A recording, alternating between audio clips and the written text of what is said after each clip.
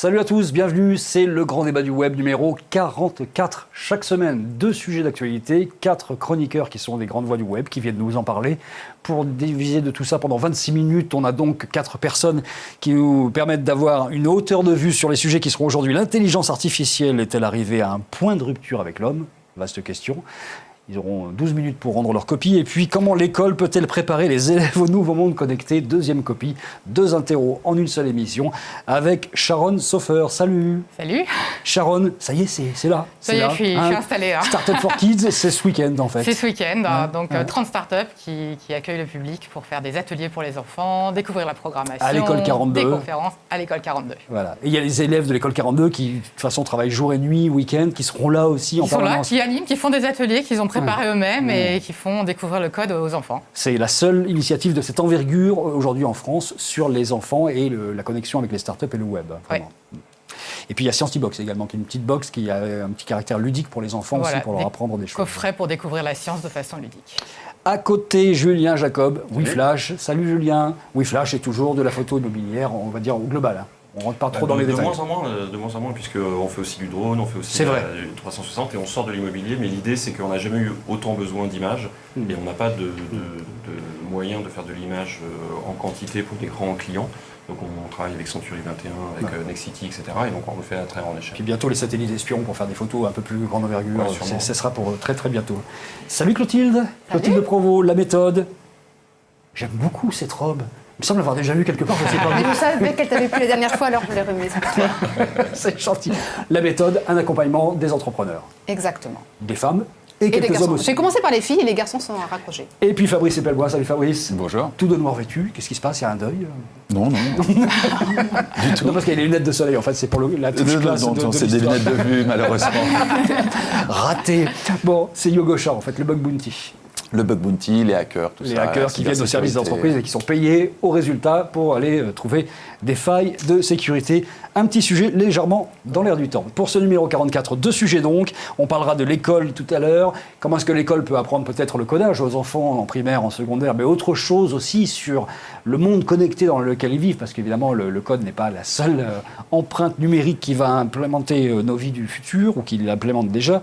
Et puis, l'intelligence artificielle est-elle déjà arrivée à un point de rupture avec l'homme ? C'est une question qui peut se poser à un moment précis, en tout cas que certains journaux posent en ce moment. On connaît la fameuse phrase de Stephen Hawking, l'intelligence artificielle, ce sera soit la meilleure, soit la pire chose arrivée à l'humanité. On connaît depuis l'attaque de DDoS la déclaration d'Elon Musk qui dit une attaque d'intelligence artificielle sur Internet est juste une question de temps. Vous nous direz si vous y croyez. Et on a vu récemment des articles sur ce qui serait passé du côté d'un centre de recherche de Google et Google Brain sur l'intelligence artificielle, où en fait 2 intelligences artificielles qui ont des petits noms en fait. Ils s'appellent Alice et Bob. On leur a demandé de communiquer. Alice et Bob étaient connectés avec une 3e intelligence artificielle, voilà ce que disent les articles. Eve, qui avait pour but de surveiller un peu ce qui se passait, de regarder, d'être là en témoin. Et Alice et Bob ont créé de pure pièce, sans qu'on leur demande, apparemment, un langage, leur propre langage, qui est devenu très vite complètement hermétique, et pour Eve et pour les humains derrière qui ont essayé de le décoder. Bref, les 2 intelligences artificielles auraient réussi à crypter leurs données et à connecter leurs pensées dans un nouveau langage. Est-ce que vous y croyez concrètement, Fabrice ? Alors honnêtement, j'ai absolument pas le niveau en matière d'intelligence artificielle pour juger de la stupidité ou de l'intelligence des journalistes qui ont traité ce sujet, mais mon expérience de journaliste me fait dire qu'à priori, c'est qu'il s'est passé quelque chose chez Google Brain quand même. Non, c'est qu'il y a eu un communiqué de presse. Oui. Et à partir de là, les journalistes ont fait des trucs. Mais quelle est la réalité scientifique de cette expérience avec 3 intelligences artificielles et qu'est-ce qu'il faut en déduire ? Sincèrement, j'ai pas le niveau pour en savoir. Et je fais confiance aux journalistes pour ne pas avoir du tout le niveau non plus. Hein. Est-ce que de façon générale, tu peux imaginer que l'intelligence artificielle soit à un niveau de performance aujourd'hui qui permette d'imaginer ce genre de choses ? Voilà. Oui, je veux bien l'imaginer. De là, on tirait des conclusions qui veulent dire quoi que ce soit. On tire aucune conclusion, on essaie juste de voir si aujourd'hui on est dans un espace de rupture potentielle. Que 2 intelligences artificielles à qui on a donné comme mission d'échanger des données entre elles, qui s'aperçoivent qu'elles sont surveillées et qui ont pour mission, pour intention, pour whatever, le fait de ne pas être surveillées, se mettent à chiffrer leurs données, oui. Ah mais c'est 2 Fabrice Epelbois en fait, les intelligences artificielles, qui se disent très vite, attention, cryptons tout ce qu'on se raconte. Mais qu'en déduire ? Aucune idée, vraiment. Julien ? Non, mais ça dépend de quoi on parle en fait. C'est que Soit Resituons le débat, s'il vous plaît, on monsieur. a par exemple Deep Blue ou un calculateur qui prévoit toutes les combinaisons possibles et qui arrive, donc là récemment, je ne sais plus comment il s'appelait, il a réussi à battre au jeu de Go, qui était quelque chose qui était extrêmement compliqué, sur lequel les ordinateurs, mais ça c'est simplement de la puissance de calcul, les ordinateurs n'y arrivaient pas, et ça c'est une chose, et ça va aller toujours de plus en plus vite, et à la limite tant mieux, voilà. Puis il y a un deuxième sujet, Là, on sait qu'on est dépassé depuis très longtemps. Voilà. Mais ça, pour moi, c'est pas vraiment de l'intelligence. L'intelligence, c'est l'autonomie, c'est-à-dire que effectivement, je suis d'accord avec Fabrice, parce que ce qui est un peu troublant, c'est on a l'impression que, sans savoir de quoi on parle exactement, qu'ils ont pris leur autonomie, qu'ils ont pris des décisions, etc. Ce qui est vraiment un énorme enjeu, c'est ce côté-là. Et d'ailleurs, je vous rappelle que c'est les militaires qui travaillent là-dessus pour lancer des unités armées en mode guérilla, et que les unités armées mode de sniper, donc des robots, et que les robots, tout seuls, décident qui il faut shooter, où il faut aller, etc. Ce côté-là, il est effectivement terrifiant. Maintenant, je pense qu'il y a un énorme fantasme là-dessus. C'est-à-dire qu'on n'a pas encore... Enfin, mis à part des choses comme ça qui sont très vagues, moi, j'ai pas l'impression qu'il y a encore eu des avancées significatives. Mais c'est effectivement qu'une question de temps. Alors après, le temps, est-ce que c'est 10 ans ou est-ce que c'est un siècle? C'est clair qu'au bout d'un moment, les machines vont devenir autonomes. Et ça, c'est un vrai sujet. Mais dans l'intelligence artificielle, j'ai l'impression qu'on mélange un peu les deux. On mélange peut-être, mais est-ce qu'on est dans une période où on peut arriver à ce niveau technologique-là potentiellement dans l'absolu? Moi, je répondrais par l'absurde. Si c'était le cas, ce serait déjà utilisé. Et que donc, ça reste encore des expériences qui sont dans des domaines extrêmement limités. Et de là à ce que ça donne des cas d'usage, on en est encore loin. Même ce qu'on appelle le machine learning, qui a un espèce d'hybride entre les deux, c'est-à-dire que je répète 300 000 fois la même chose, je trouve des patterns et j'essaye d'adapter en fonction du pattern qui se passe entre les deux, tout ce qui est du domaine du machine learning. Là, on parle des technos accessibles à monsieur tout le monde et à n'importe quelle start-up dans l'absolu, mais là, on parle d'un centre de recherche de Google qui peut être un endroit avancé. Je ne cherche pas à valider le truc, j'en sais rien.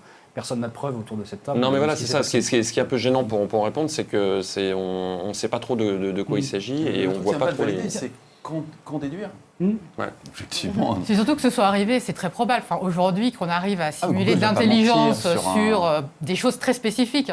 Des robots sont spécialisés, donc effectivement, il y a un robot qui sait battre un joueur d'échecs, un autre qui sait battre un joueur de Go, un qui sait reproduire des œuvres d'art. Oui, mais on disait bien qu'il y avait une différence. D'un côté, il y a un calcul, une puissance de calcul. De l'autre côté, on est quand même dans un autre domaine. Il y a une espèce de réflexion. Ça se rejoint finalement, parce que si c'est sa mission, c'est-à-dire que tant que c'est une mission précise, l'intelligence très très spécialisée, très focalisée, aujourd'hui, effectivement, on atteint des capacités phénoménales. La vraie question, c'est est-ce que tout seul, spontanément, le robot va se dire « Tiens, je cherche à me cacher des humains » et à avoir une mission d'inventer un nouveau langage, etc. C'est l'idée, et donc, cette c'est le réflexion storytelling qu'on autonome... essaie de nous vendre, en tout cas, dans cette histoire-là. C'est 2001, C'est 2001, l'Odyssée de l'espace, c'est-à-dire l'ordinateur qui, tout d'un coup, prend le contrôle et devient fou. En tout cas, il est dans sa propre logique à lui, ce qui est une autre...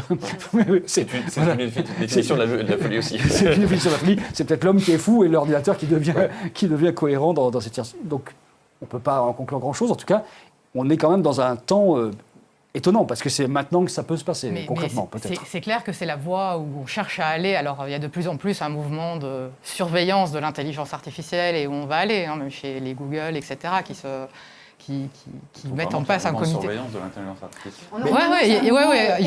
Il y a un mouvement critique et d'attention.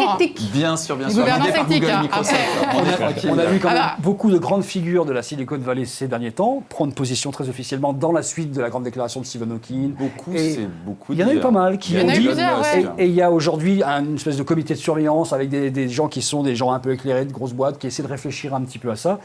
Bon, ça fait toujours bien de le faire. En tout cas, la question est là. La question est là de savoir jusqu'où on peut aller trop loin avant de perdre un contrôle sur l'intelligence artificielle. Est-ce que tu crois à ça, toi ?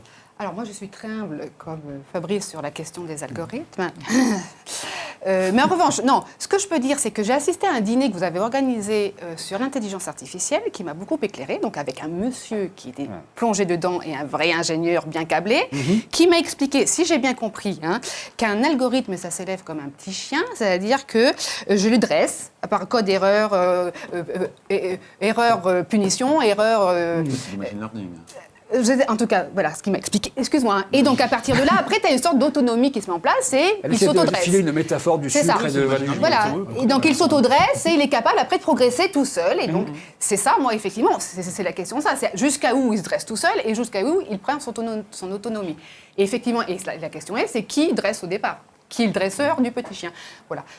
C'était juste une petite image. La- Mais ce qui fait peur, La c'est question effectivement qui se- c'est la volonté du dresseur au départ. La question qui se et pose qui est fait une froid dans le question dos. quasi philosophique, c'est est-ce qu'à partir du moment où on évolue comme ça dans cette logique qui est une logique, on va dire, d'apprentissage et un peu mathématique en fait, hein, oui, non, 0, 1, C'est ça. est-ce qu'on arrive à développer une conscience? Parce que là, on parle quasiment d'un début de conscience.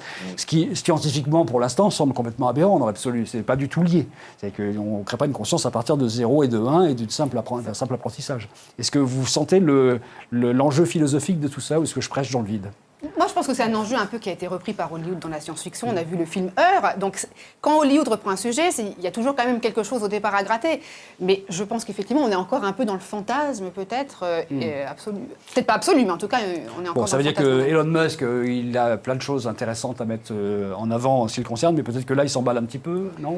Il y a des Je dirais pas recherches ça, je me après, permettrais sur pas, les mais- cerveaux. Je dirais Les pas cerveaux- jusqu'à traiter c'est Stephen ça, Hawking c'est ça. d'abruti. C'est quand ça, même. moi non plus, C'est c'est ça, un moi non peu- plus. c'est un peu C'est pour ça que cavalier, j'ai c'est un cité peu- Elon Musk, parce que Stephen Hawking Non, il mais est assez j'irai pas indépassable quand traiter même. Elon Musk non plus d'abruti. Ni plus, hein. Elon Musk, ni Donc Stephen si ces Hawking. gens-là Je pense mettent, que s'ils ont des craintes, s'ils mettent leur réputation ils- sur la table en disant attention les enfants, il se passe quelque chose, Ils ont voilà. raison d'avoir la crainte. De toute façon, heureusement qu'il y a des gens qui veillent, hein. veillent et qui émettent des craintes. Effectivement, ça peut Après, devenir très Et il y a vite. des faut être recherches qui honnête. vont plus loin sur des ordinateurs qui simulent vraiment le fonctionnement du cerveau, à savoir qu'ils se reconnectent, parce qu'aujourd'hui, finalement, on gagne en puissance, en apprentissage, mais on reste sur une situation physique qui est identique. L'idée, c'est de savoir se reconnecter exactement comme le cerveau, en apprentissant, refait ses connexions neuronales. Et ça, c'est l'étape suivante, en fait. Et là, on pourra peut-être simuler de l'intelligence émotionnelle et aller plus loin. D'autant qu'on est en train aujourd'hui de décrypter de plus en plus fort le cerveau humain. C'est-à-dire qu'on est en train de comprendre comment il fonctionne. Et quand on Exactement. comprendra comment il fonctionne, ce sera plus facile d'aller transposer ça et de fabriquer de l'intelligence artificielle pur jus, là, pour le coup. Parce qu'on se basera sur un existant. Hein, quelque chose. Donc on est dans cette zone-là aujourd'hui. Deuxième sujet de ce grand débat du web, numéro 44. On parle de l'école. Sharon. L'école. Ah, elle est contente. Eh, l'école. Comment l'école peut-elle préparer les élèves au nouveau monde connecté? Alors, au-delà de l'apprentissage du code, hein, ça c'est un vieux loup de mer des écosystèmes connectés, où on parle de la nécessité d'apprendre aux jeunes dès le plus jeune âge à savoir ce qu'est un code, pas nécessairement à coder, mais en tout cas à savoir ce qu'est un code. Et ça se passe dans les petites classes, ça se passe au primaire ou au secondaire. Officiellement, depuis 2016, l'Éducation nationale est pour. Ce qui ne veut rien dire. Hein. L'Éducation nationale a dit on est OK, il faut aller dans les petites écoles. On peut aller dans le primaire, dans le secondaire, et on peut avoir une initiation, j'ai les termes exacts, à l'informatique appelée algorithmique, ou bien fondement du numérique, ce qui n'est pas la même chose, ou encore code, ou informatique, bref, c'est large. Qui va enseigner ça, avec quel moyen ça? Bon, ça, c'est l'Éducation nationale, on sait très bien que c'est des merdenzisch à chaque fois, de toute façon, quand il s'agit de parler d'informatique. Est-ce que, réellement, il y avait une Code Week également qui avait eu lieu au mois d'octobre dans les écoles. Est-ce qu'on avance, Sharon, sur ce chemin-là, déjà, du code pur pour les enfants? Sur le code, on avance, alors jamais assez vite, parce que le monde va très très vite. Mais alors, je reviendrai bien sur le problème de l'école, finalement, quelque part, qui est que le monde va tellement vite aujourd'hui. Que l'école ne peut pas suivre. C'est hyper difficile, donc on est très critique. Il y a des problèmes, hein, c'est pas du tout ce que je dis, mais ça va vite et c'est dur à suivre, c'est dur de former les enseignants. Donc voilà, on ne va pas jeter le bébé avec l'eau du bain. Il y a une volonté d'enseigner le code. Maintenant, il n'y a pas de moyen, il faut former des gens massivement. Il y a des programmes qui se mettent en place. Qui est d'accord autour de cette table pour qu'on enseigne le code aux élèves à partir des écoles, de l'école primaire, par exemple? Levez le doigt. C'est un peu pieux. Hein? Non, mais Ça, on veut, parce mais- que j'en ai parlé plusieurs fois ici, mais Il y a plein de choses qu'il faut avoir enseignées. Non, c'est un Mais- vœu pieux, c'est pas une évidence. On peut apprendre à lire, à écrire sans apprendre à coder. Nécessairement, la preuve, on vit sans l'avoir fait. De Hein. nos jours, quand même, c'est important. Peut-être pas autant que lire et écrire, mais Vu pas de loin. ton univers à toi, Fabrice, mais vu de l'univers global de la société, il y a des gens qui vivent sans Mais savoir c'est- coder. bien j'en sûr, fais mais partie. il y a Si plein je de gens tape un peu qui savent pas d'HTML, lire c'est dans pas avec le ça que je me monde, hein. débrouille. On peut vivre sans ça. Voilà. Bien sûr, on peut lire sans, on peut vivre sans savoir lire et écrire. Et il suffit de regarder Facebook pour coder, voir on qu'il y a parle de beaucoup de gens qui Oui, mais je suis vivent d'accord. très Oui, bien mais ce que je veux dire, c'est sans que vraiment savoir très bien lire et Mais demain, écrire il au faudra quand final. même savoir coder, quand même. Non, mais Mais comprendre ça, le langage sans, du code, quoi. voilà, sans parler de savoir coder, parce qu'on ne veut pas fermer les Comprendre, codeurs, quoi. comprendre le monde dans lequel on vit, mais ça va au-delà du code quelque part, parce que finalement, on regarde que les enfants qui rentrent à l'école aujourd'hui, 65% des enfants vont faire un métier qui n'existe pas Je suis demain. d'accord, ouais. Donc, C'est quand même il prudent de n'existera leur Oui, mais pas. entre le moment où ces Donc, enfants mais rentrent non, à l'école et le moment où ils vont sortir, ceci dit, l'intelligence justement. artificielle dont on parlait tout à l'heure Il n'aura plus besoin d'eux. aura fait des progrès qui fait qu'il y aura aujourd'hui des robots codeurs d'une certaine Mais façon. non, mais ça, c'est Mais pas une justement, raison pour ne pas l'intérêt, c'est les apprendre à coder, au compétences. contraire. Mais justement, la question, c'est les compétences qu'on doit leur donner, parce que finalement, aujourd'hui, ils vont à l'école, donc comme il y a très très longtemps, ils sont assis en rang, alors de moins en moins, etc. On leur apprend des choses. Bientôt, il va falloir qu'ils apprennent à s'adapter, il va falloir qu'ils apprennent à s'auto-former, il va falloir qu'ils apprennent... Et donc, c'est un peu changer la façon dont on leur enseigne les choses, finalement, et leur donner des outils au-delà du code, savoir changer, savoir évoluer, savoir travailler en groupe, Alors c'est plein quoi de nouvelles la choses. trousse basique de sécurité qu'il faudrait leur donner en matière numérique? Un Raspberry. Hein? Un Raspberry, c'est plutôt rien. On pourrait en offrir, l'État pourrait offrir des Raspberry. En plus, maintenant, Orange en fait, donc on pourrait même financer en sous-marin des boîtes appartenant à l'État en faisant mine de générosité vis-à-vis des citoyens. On offrirait des Raspberry Pi à tous les gamins, tout comme quand moi j'étais gamin, on m'avait offert un dictionnaire. Et hop, avec un Raspberry Pi, vous faites toute votre scolarité sur la même machine et vous avez des TP qui consistent à faire ci ou ça, à construire un réseau, à construire un bout de Mais code, ça, c'est un des machin. outils. Ouais, moi, je voudrais dire que... La différence, c'est que là, on parle beaucoup d'outils. En Ouais. fait, le vrai Ouais, problème de moi, l'éducation je suis d'accord. nationale, c'est On que parle d'outils, là, c'est les usages. Et Exactement, c'est et ça que- qui est important. Alors, moi, je fais du code avec mon fils Scratch. sur Scratch, sans aller jusqu'au Raspberry Pi, mais je vais m'y mettre, mais avec des trucs, des Lego qu'on fait bouger, tout ça, c'est génial. C'est juste pour lui donner la culture de comment ça fonctionne, que l'ordinateur est bête, contrairement à ce qu'on a par rapport à ce qu'on a dit Pour tout à l'instant, l'heure. l'ordinateur est Pour bête. l'instant, il est bête. Donc, si tu lui dis de démarrer, il ne va pas démarrer. Donc, voilà. Mais le vrai sujet qu'il y a là, c'est que ça, c'est très bien, mais honnêtement, les parents, on peut le faire. Enfin, j'attends pas de l'éducation nationale qu'ils le fassent. Mais par contre, non, mais c'est pas le vrai enjeu. Le vrai enjeu, c'est, comme dans tout le reste, c'est entre la théorie et l'usage qu'on va en faire. Là, on sait pas, nos gamins, on ne sait pas ce qu'ils vont faire demain, mais on est quasiment sûr d'un truc, c'est que dans 80% de leur métier, la compréhension mathématique et de cette compréhension-là, il va falloir qu'ils l'aient sans être eux-mêmes des mathématiciens. Qu'ils aient saisi par exemple la logique ou le principe d'un algorithme, par exemple. Et donc Oui, le qui problème, c'est comprennent les l'usage, technologies qu'on en fait. Et que dans les technologies, et notamment, je pense, il y a le primaire, mais je pense au collège ou au lycée, il faudrait qu'il y ait des cours pour expliquer comment Facebook fonctionne, comment on doit se comporter sur Facebook. Ça existe déjà. Sur Facebook Ouais, et sur les réseaux sociaux, il y a déjà des cours dans les écoles où on mais- explique aux enfants à faire attention. Sauf que les Oui, enseignants mais qui le c'est font fait par ne les sont pas enseignants qui connectés n'ont même pas de sur groupe Facebook. Facebook, Donc qui savent pas voilà, de quoi c'est ils là où il y a un parlent. problème aussi. Quoi. Mais le vrai truc, c'est que l'école passe d'un savoir théorique qui marchait au 19e siècle, qui ne marche plus maintenant, même en dehors de code, à vraiment avoir des choses qui sont applicables et qui permettent aux gens d'évoluer. La vraie dans bonne leur question, métier c'est futur. puisqu'il faut former les jeunes aujourd'hui au monde d'aujourd'hui et de demain, il faut d'abord former les gens qui vont former les jeunes d'aujourd'hui au monde de Ça, demain. c'est un enjeu. Alors, Le ça- recrutement des comment est-ce qu'on enseignants, fait la aujourd'hui valorisation des Mais est-ce enseignants. qu'on veut de la formation technique ou on veut une formation en termes de compétences pour demain? Et pour moi, les enfants, ils n'ont pas attendu l'école pour être câblés, avoir des ordinateurs. Câblé, waouh. Pour avoir, non, mais pour être connectés, pardon. Tout d'un coup, Mamie, bousillé, mamie, Mitterrand, 94, mamie sort de ce corps. Non, pour être connecté, voilà. Donc en revanche, que l'école prépare des compétences pour demain, c'est-à-dire du collaboratif, de l'expérimental, le droit à l'erreur, l'autonomie, et surtout un peu de fun dans la vie et de la créativité, alors qu'on est aujourd'hui dans une école de formatage qui formate des gens pour demain, comme on le faisait dans les années 50. Voilà, et c'est ce paradigme-là qu'il faut changer. Ça ne résout pas le problème de savoir qui va former. Est-ce que cette formation, elle se passe comme à l'école 42, avec finalement des outils numériques que chacun s'approprie, et on s'aperçoit que ça marche très bien. Ouais, ouais. Dans certains pays africains, avec les petits ordinateurs à quelques dollars, Les fameux on a laissé ordinateurs. les gamins se débrouiller avec ça, et on s'est aperçu qu'ils apprenaient à coder tout seuls sans avoir eu jamais personne qui leur expliquait que ça se codait. En fait, ils se On débrouillaient. n'a pas le choix. Il faut être assez honnête et brut de fonderie. Il n'y a pas moyen de former ces enseignants. C'est pas possible. L'éducation nationale, ce n'est pas quelque chose de réformable. Par contre, ce qu'on peut tout à fait imaginer, c'est qu'effectivement, on balance du Raspberry Pi et qu'ils se démerdent. Et éventuellement faire appel à des compétences extérieures à l'école qui se feront un plaisir de faire des ateliers, pourquoi pas des hackerspace à l'intérieur des lycées et des collèges. Ça, c'est tout à fait jouable. Mais former des enseignants... Oui, il faut faire de la compétence expérience. Donc, C'est pas possible. Donc, si je comprends bien, il faut zapper cette étape de former des personnes pour Mais c'est former pas des possible. enfants. possible, C'est hein. pas possible. Ce qui n'en reste pas moins C'est absolument vrai, pas l'apprentissage de ces compétences dont tu parlais justement, savoir le collaboratif, savoir se débrouiller, tout l'école, ça, Mais tout ça pareil, c'est totalement tu peux accessible pas à demander à l'école. des C'est la façon. enseignants, c'est à mille lieues de leur univers et de ce pourquoi ils Mais ont ça, été ils peuvent formés l'acquérir, initialement. c'est pas vrai.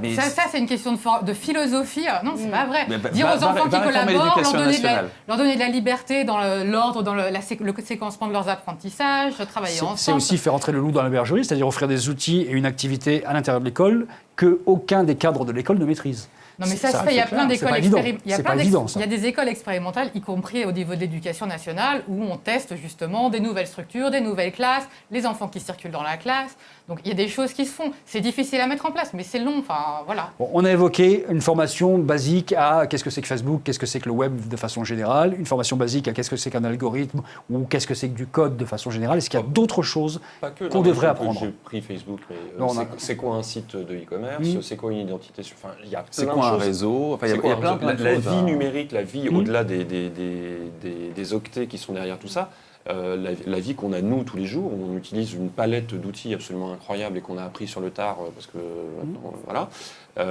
et que effectivement soit les gamins ils apprennent tout seuls, et c'est vrai qu'ils apprennent tout seuls, mais déjà il y a une inégalité parce qu'il y en a qui peuvent pas apprendre parce qu'ils n'ont pas forcément des ordinateurs à la maison, et c'est là c'est ce côté usage qui moi je pense est beaucoup. Alors je reprends ma question d'avant et je la ressors. Avec qui on fait ça? Qui va sortir cette information-là?